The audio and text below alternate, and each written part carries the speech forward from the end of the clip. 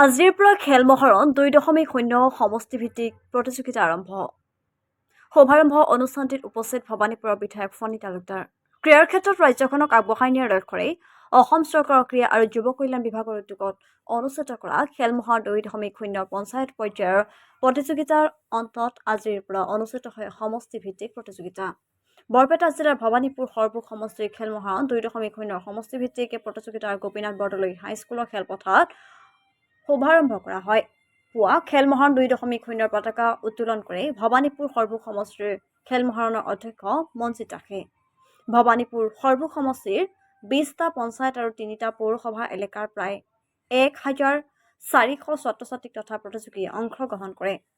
সমষ্টিভিত্তিক খেল মহাৰণ 2.0 শুভাৰম্ভণি অনুষ্ঠানত উপস্থিত থাকে ভৱানীপুৰ সমষ্টিৰ বিধায়ক ফণী তালুকদাৰ, বৰপেটা উত্তৰ পৌৰসভাৰ কাৰ্যবাহী বিষয়া প্ৰিয়ংক বৰুৱা, অতিৰিক্ত জিলায়ুক্ত কৌস্তভ কলিতা, ক্ৰীড়া বিষয়া ধ্ৰুৱজ্যোতি ডেকা, বিশিষ্ট সমাজসেৱক অনিল দাস, ভৱানীপুৰ সৰভোগ সমষ্টিৰ খেল মহাৰণ অধ্যক্ষ মঞ্জিত দাস সহ কেইবাগৰাকীও বিশিষ্ট ব্যক্তি।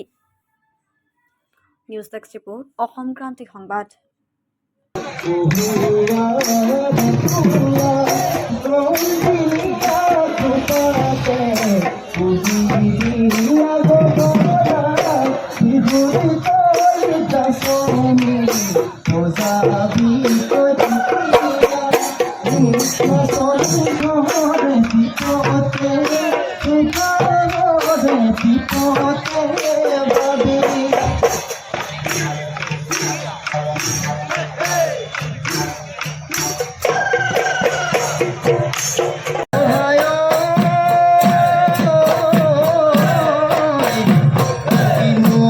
মুখ্যমন্ত্ৰী মহোদয় এইটো এটা আঁচনি, অভিলেখী আঁচনি, যিটো আঁচনিৰ জৰিয়তে গাঁৱে ভূঞে থকা প্ৰতিভাখিনি উলিয়াই আনিবলৈ চেষ্টা কৰিছোঁ আৰু যোৱাবাৰ আমি হৈছোঁ, এইটো কৃতকাৰ্য হৈছোঁ।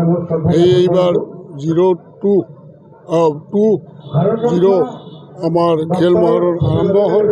প্ৰথম পৰ্যায়ত আমাৰ পঞ্চায়ত লেভেলত হৈ গ'ল, দ্বিতীয় পৰ্যায়ত আজিৰ পৰা আমাৰ সমষ্টিভিত্তিক আৰম্ভ হ'ল আৰু আমি আশা কৰিছোঁ আমি জিলা ভিত্তিক এটা ৰাজ্যিক ভিত্তিক এই সৰভোগ ভৱানীপুৰ সমষ্টিৰ পৰা বহুত বঁটা আনিবলৈ সমৰ্থ হ'ম।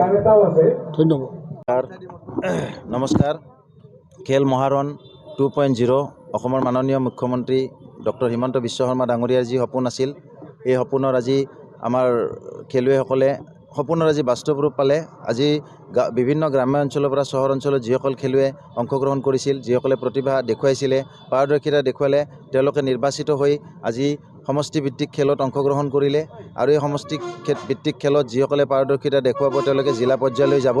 ইতিমধ্যে সমগ্ৰ বৰপেটা জিলাৰ বিভিন্ন সমষ্টিত খেল যোৱা 5 ডিচেম্বৰৰ পৰা অনুষ্ঠিত হৈছে আৰু অহা 18 ডিচেম্বৰত আমাৰ সৰভোগ ভৱানীপুৰ বিধানসভা সমষ্টিত সামৰণি পৰিব। ইতিমধ্যে 20খন জিপি আমাৰ সমষ্টিত আৰু 3টা আমাৰ পৌৰ এলেকাৰ খেলুৱৈসকলে অংশগ্ৰহণ কৰিছে।